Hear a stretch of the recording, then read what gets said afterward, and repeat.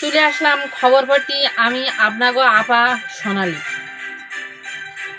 বেলা 8:30টার খবর, তাড়াহুড়ো করে আসতে একটু দেরি হয়ে গেল, এজন্য কিছু মনে করবেন না। আমার সোনালি সকাল পেজের পক্ষ থেকে ঠিক দুপুর 8:30টার খবর নিয়ে আপনাদের সামনে হাজির হলাম।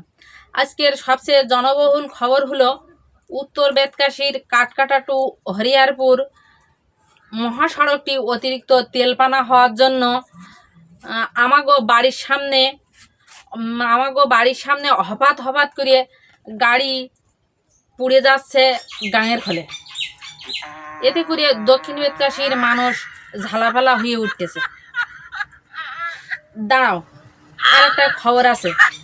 যারা যারা সরাসরি খবরটা দেখতেছ তারা লাইক না করলে সশ্রম কারাদণ্ড সহ জেল জরিমানার ব্যবস্থা করা হয়েছে।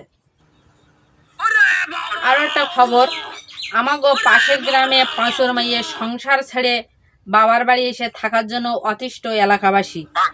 এলাকার সবার দাবি দ্রুত এর নিরসন চাই। আমাগো গ্রামে সোনালী সকাল পেজের একান্ত মালিক সোনালী দিদি কানে জল ঢুকে যাওয়ার কালার ভিডিওতে পেজটি ভাইরাল। সর্বশেষ তেলাপোকা ইঁদুরকে কামড়িয়ে জখম করার জন্য এলাকাবাসী জম্বের মর্মাহত। আরেকটা খবর ছাড়িয়ে যাচ্ছিল, তা হলো মতি কাকা খড় ডাকার কারণে এলাকার মানুষ দলে দলে ছাগল বিক্রি করে দিচ্ছে। এতে শাকবাড়িয়া টু গাব্বনিয়া নেমে এসেছে শোকের ছায়া। পাঁচর মায়ের কাল রাত থেকে তামাক পড়া ফুরিয়ে যাওয়ার কারণে মাথায় কাজ করছে না।